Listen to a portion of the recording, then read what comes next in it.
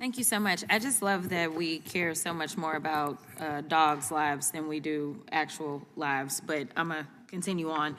I want to make sure that I enter this UC, which is one of the reasons that we are a bit skeptical of any immigration, quote unquote, enforcement laws that y'all are trying to pass. This UC is from The Guardian. It says, immigrants with no criminal record now largest group in ICE detention. You know, I listened to Mr. Van Drew. Without objection.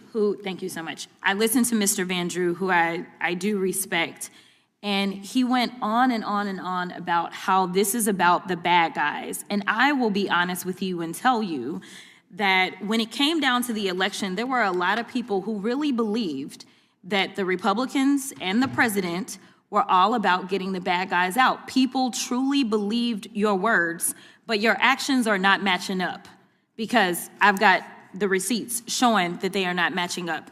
And so call us a little paranoid in believing that the hypocrisy may continue to come from across the aisle. Speaking of hypocrisy, I do want to point out, since we're talking about Jeffrey Epstein, because we couldn't talk about Epstein before. If y'all recall, we were gone for about 2 months because we couldn't talk about Jeffrey Epstein.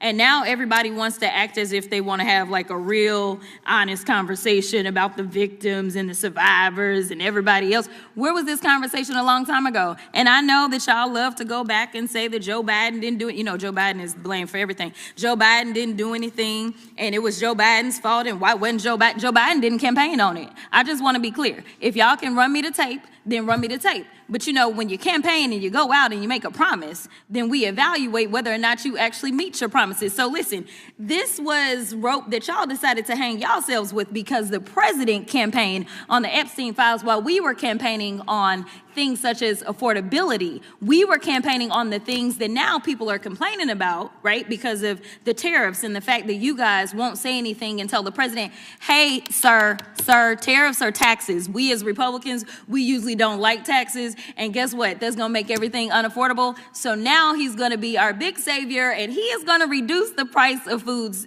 because he is the guy that actually increased the price of foods. So listen, if you can have this honest conversation about Epstein now, let's just go ahead with this lame duck president and be honest about everything that the American people care about.